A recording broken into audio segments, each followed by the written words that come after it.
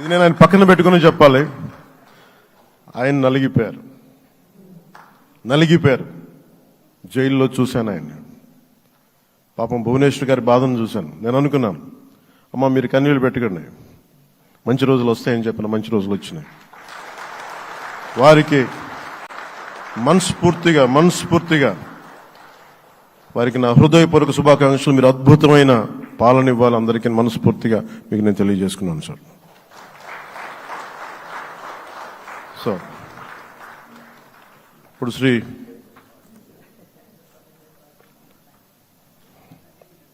Bharatiya Janata party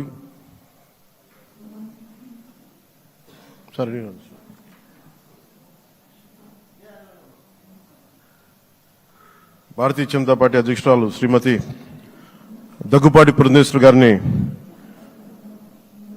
వారిని వచ్చి వారి మద్దతు వారి సందేశం ఇవ్వమని కోరుకుంటున్నాను.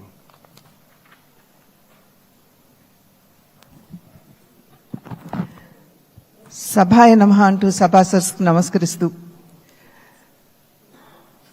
సభాధ్యక్షులు సోదరులు అచ్చెన్నాయుడు గారికి, పెద్దలు నారా చంద్రబాబు నాయుడు గారికి, సోదరులు పవన్ కళ్యాణ్ గారికి, వేదిక ముందున్నటువంటి భారతీయ జనతా పార్టీ, తెలుగుదేశం, జనసేన ప్రజలచే ఎన్నుకోబడినటువంటి మీ అందరికీ పేరు పేరున ముందుగా నా నమస్కారాలు నేను తెలియజేస్తున్నాను. అనూహ్యమైనటువంటి విజయాన్ని మనం సాధించడం జరిగింది. పవన్ కళ్యాణ్ గారు మాట్లాడుతున్నటువంటి సందర్భంలో తెలియజేశారు.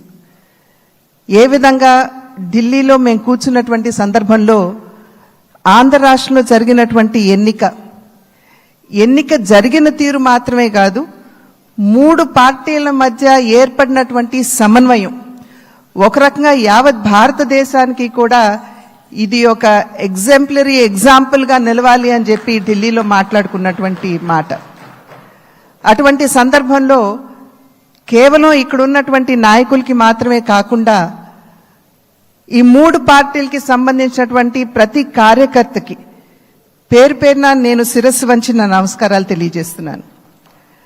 అదేవిధంగా తెలుగు ప్రజలు గడిచిన 5 సంవత్సరాల కాలంలో వారు ఎదుర్కొన్నటువంటి సమస్యలు, ఒక విధ్వంసకర పాలన, విద్వేషపూరిత పాలన, కక్షపూరితమైనటువంటి పాలన ఎదుర్కొన్నటువంటి సందర్భంలో అభివృద్ధి అన్న పదానికి అసలు అర్థం లేకుండా పోయినటువంటి నేపథ్యంలో సంక్షేమం, నిజమైనటువంటి సంక్షేమం అన్నది ప్రజలు దూరమైనటువంటి సందర్భంలో విసిగి వేసారిపోయినటువంటి ప్రజలందరూ కూడా మనం ఊహించలేదు. ఇంతటి ఘనమైన విజయం మనం సాధించగలమని చెప్పి మనం ఊహించలేదు.